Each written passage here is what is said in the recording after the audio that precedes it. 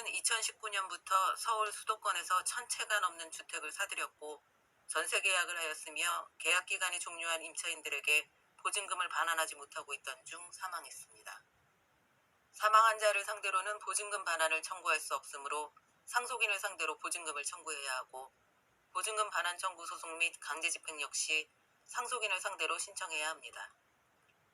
그런데 K는 1,000채가 넘는 주택을 소유하였으나 주택의 매매가보다 전세 보증금이 더 많은 소위 깡통 전세 계약을 하여 수천억의 보증금 채무, 수백억의 조세 채무 등을 남긴 채 사망했기에 상속인들이 줄줄이 상속 포기를 하기에 이르렀습니다. 상속 포기는 상속인이 상속 개시 있음을 안 날로부터 3개월 내에 법원에 신청할 수 있습니다. 따라서 피상속인이 사망한 때로부터가 아니라 피상속인이 사망한 사실을 안 날로부터 3개월 이내인데, 이는 선순위 상속인의 경우이고 후순위 상속인의 경우는 다릅니다. 후순위 상속인은 피상속인이 사망한 사실을 알았다고 하더라도 선순위 상속인 전부가 상속 포기를 한 사실까지 알기는 어렵기 때문에 후순위 상속인이 상속 포기를 할 수 있는 기간에는 사실상 제한이 없는 셈입니다. 결국 상속인이 될 수 있는 자는 있으나 상속인이 정해지지 않은 상태가 계속되어 피상속인인 망인의 채권자는 권리 행사를 할 상대방을 지정할 수 없는 상태가 지속되게 됩니다. 이러한 경우 민법 제1023조의 상속재산관리인을 선임할 수 있습니다. 이해관계인이 망인의 최후주소지 가정법원에 상속재산관리인 선임을 신청할 수 있으므로 망인의 채권자도 신청할 수 있습니다. 따라서 빌라왕 K의 임차인은 보증금 회수를 위한 법적 절차를 진행하려면 K의 최후주소지인 연천군을 관할하는 가정법원인 의정부 지방법원에 상속재산관리인 선임 신청을 할 수 있습니다.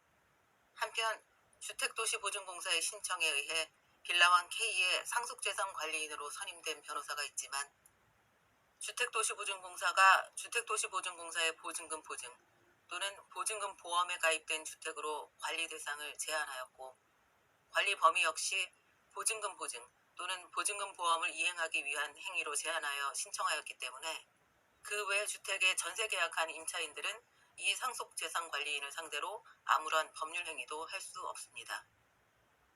사망한 K가 아닌 생존 중인 임대인의 전세보증금 피해자들은 임대인이 도망 다니더라도 민사소송을 통해 공시송달에 의해 판결을 받아 자신이 전세 살고 있는 주택에 부동산 강제 경매를 신청할 수 있습니다.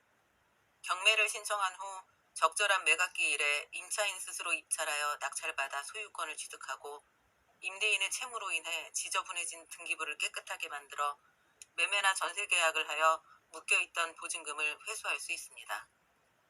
임차인 스스로 낙찰받는 이유는 대항력 있는 임차인이 있으면 부동산 경매 매수인이 임차인이 경매에서 배당받지 못한 보증금을 지급할 의무가 있기 때문입니다.